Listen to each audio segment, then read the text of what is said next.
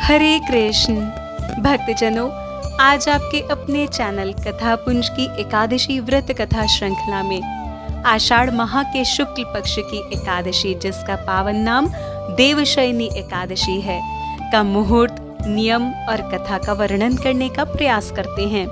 तो सबसे पहले जानते हैं देवशयनी एकादशी का शुभ मुहूर्त। देवशयनी एकादशी के व्रत का पालन विशेष संयोगों में 10 जुलाई 2022 दिन रविवार को किया जाएगा। एकादशी की तिथि प्रारंभ होगी 9 जुलाई 2022 दिन शनिवार शाम 4:39 से और एकादशी की तिथि समाप्त होगी 10 जुलाई 2022 दिन रविवार दोपहर 2:13 पर। एकादशी के व्रत के पारण का उत्तम समय होगा 11 जुलाई दिन सोमवार प्रातः 5:31 से 8:17 तक। देवशयनी एकादशी को अन्य नामों जैसे आषाढ़ी एकादशी, हरिशयनी एकादशी और पद्मा एकादशी के नामों से भी जाना जाता है। धार्मिक शास्त्रों के अनुसार आषाढ़ माह में शुक्ल पक्ष में एकादशी तिथि को शंखासुर दैत्य के मारे जाने पर उसी दिन भगवान श्री हरि जी 4 माह तक क्षीर सागर में शयन करते हैं और कार्तिक शुक्ल एकादशी को जागते हैं और श्री हरि जी के जागने पर ही शुभ मंगल कार्यों का शुभारंभ होता है। एक अन्य कथा के अनुसार वामन रूप में राजा बलि से प्रसन्न होकर पाताल लोक में 4 माह तक उनका आतिथ्य भी स्वीकार करते हैं भगवान श्री हरि जी। इस प्रकार देवशयनी एकादशी से देव उठनी एकादशी तक चातुर्मास्य व्रत का पालन भी किया जाता है, जिसमें 4 महीनों तक मंगल कार्य जैसे गृह प्रवेश, विवाह आदि नहीं किए जाते हैं, जिनका वैज्ञानिक आधार वर्षा ऋतु का होना और सूर्य के प्रभाव का क्षीण होना भी होता है। श्री हरि जी योग निद्रा में भी जागने वाले परम तत्व हैं। श्रीमद् भागवत गीता में भी वर्णित है, या निशा सर्वभूतानाम तस्या जागृति संयमी, अर्थात जब सबके लिए रात्रि होती है, संयमी तब भी जागता है। योग निद्रा में होते हुए भी चैतन्य के तल पर जागृत भगवान श्री हरि जी सदैव जागृत रहते हुए हमारा कल्याण करते हैं। जगत के पालनहार भगवान श्री हरि विष्णु जी के योग निद्रा में जाने पर सांसारिक व्यवस्था का संचालन सृष्टि का लय करने वाले देवाधिदेव महादेव जी करते हैं। आइए एकादशी के व्रत और नियम जानते हैं। एकादशी के व्रतों के नियमों का पालन दशमी तिथि से ही प्रारंभ किया जाता है, अतः दशमी तिथि में सायंकाल से पूर्व सात्विक भोजन करना चाहिए और दशमी तिथि से ही चावल, उड़द, चना, मूंग, जौ, मसूर, लहसुन आदि पदार्थों का सेवन नहीं करना चाहिए। एकादशी तिथि को प्रातः काल उठकर नित्य कर्मों से निवृत्त होकर स्नान के पश्चात श्री हरि भगवान विष्णु जी के शंख, चक्र, पद्म और गदा धारण किए हुए चतुर्भुज सुंदर स्वरूप का ध्यान करते हुए व्रत का संकल्प करना चाहिए। भगवान श्री हरि विष्णु जी और माता लक्ष्मी जी को धूप, दीप, नैवेद्य, ऋतुफल, तुलसी पत्र और पंचामृत समर्पित करते हुए पूजन और अर्चन करना चाहिए। भगवान श्री हरि विष्णु जी के समक्ष व्रत कथा का पठन और श्रवण करें। व्रत के पालन करने वाले को तन और मन से शुद्ध सात्विक गुणों का पालन करना चाहिए। शांत रहकर भगवान श्री हरि विष्णु जी का मन ही मन स्मरण करें। श्रीमद् भागवत गीता जी का पठन करें। संध्या के समय श्री हरि विष्णु जी की आरती करें और एक समय फलाहार करें। यदि किसी कारण से श्रद्धालु व्रत नहीं रख सकते तो कोई बात नहीं, लेकिन एकादशी के दिन चावल का अन्न का प्रयोग ना करें। एकादशी की रात्रि में जागरण व कीर्तन का भी विधान बताया गया है।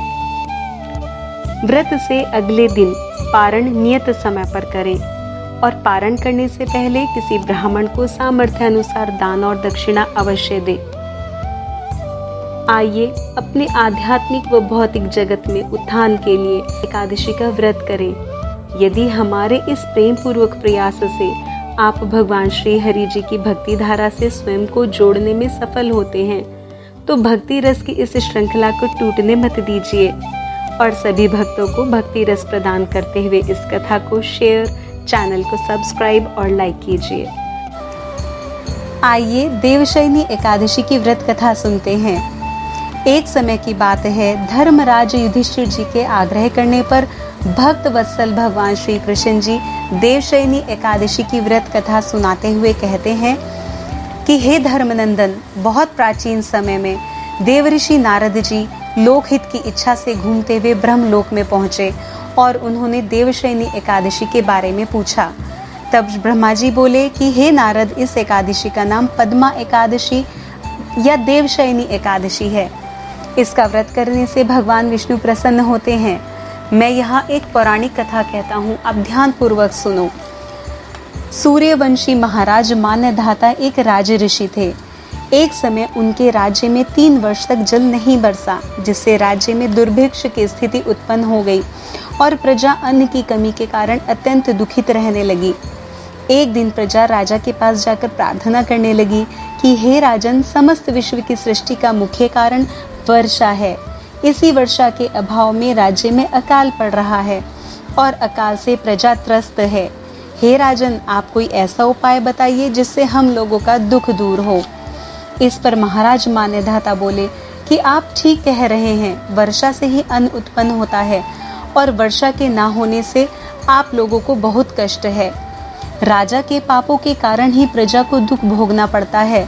मैं बहुत सोच विचार कर रहा हूँ, फिर भी मुझे अपना कोई दोष दिखाई नहीं दे रहा है। मैं आप लोगों के दुख को दूर करने के लिए बहुत यत्न कर रहा हूँ। ऐसा कहकर महाराज मान्यधाता भगवान की स्तुति पूजा करके वन की ओर चल दिए। वहां वह ऋषियों के आश्रम में घूमते घूमते अंत में ब्रह्मा जी के पुत्र ऋषि अंगिरा जी के पास पहुंचे। महाराज मान्यधाता जी ने ऋषि जी के सम्मुख प्रणाम किया और महर्षि अंगिरा जी ने उनको आशीर्वाद दिया और बोले कि हे महाराज, आपका यहाँ किस प्रयोजन से आगमन हुआ है और आपका मन मुझे व्यथित लग रहा है। इस पर महाराज मान्यधाता जी बोले कि हे महर्षि, मेरे राज्य में 3 वर्ष से वर्षा नहीं हो रही है। इससे मेरे राज्य में अकाल पड़ गया है और प्रजा महान कष्ट भोग रही है। प्रजा के कष्ट को दूर करने के लिए कोई उपाय बताइए। इस पर अंगिरा ऋषि जी विचार करने लगे और बहुत विचार कर बोले कि हे राजन, यह सतयुग सब युगों में श्रेष्ठ युग है। इसमें छोटे से छोटे पाप का भी बड़ा भयंकर दंड मिलता है। इसमें धर्म के चारों चरण सम्मिलित हैं, अर्थात इस युग में धर्म की सबसे अधिक उन्नति भी होती है। इस युग में ब्राह्मणों का तपस्या करना और वेद पढ़ना उनका मुख्य अधिकार माना गया है, जबकि आपके राज्य में इस नियम का उल्लंघन हो रहा है। यदि वह व्यक्ति जो सतयुग के इस नियम का उल्लंघन कर रहा है काल को प्राप्त हो जाए तो यह दुर्भिक्ष भी समाप्त हो जाएगा। किंतु राजा का हृदय किसी निरपराध तपस्वी को मारने को तैयार नहीं हुआ और उन्होंने उस निरपराध तपस्वी को न मारकर कोई अन्य उपाय बताने के लिए कहा जिससे उनकी प्रजा का कष्ट भी दूर हो जाए। इस पर महर्षि अंगिरा जी उनके भाव से बहुत प्रसन्न हुए और सोच विचार कर उन्होंने आषाढ़ माह के शुक्ल पक्ष की पद्मा एकादशी या देवशयनी एकादशी का विधि पूर्वक व्रत करने का सुझाव दिया। महाराज मान्यधाता जी ने महर्षि अंगिरा जी के कथनानुसार सभी सिद्धियों को देने वाले और उपद्रवों को शांत करने वाले देवशयनी एकादशी के व्रत को विधि पूर्वक प्रजा सहित किया और इस व्रत के प्रभाव से उनके राज्य में बहुत वर्षा हुई। प्रजा और राजा दोनों को सुख और संतोष प्राप्त हुआ। भगवान श्री कृष्ण जी महाराज युधिष्ठिर जी से कहते हैं कि इस कथा के पठन और श्रवण करने से लोक और परलोक में मनुष्य अपना हित सुनिश्चित करते हैं। भगवान श्री कृष्ण जी के अनवरत स्मरण के साथ आपको देवशयनी एकादशी की हार्दिक शुभकामनाएं। हरे कृष्ण।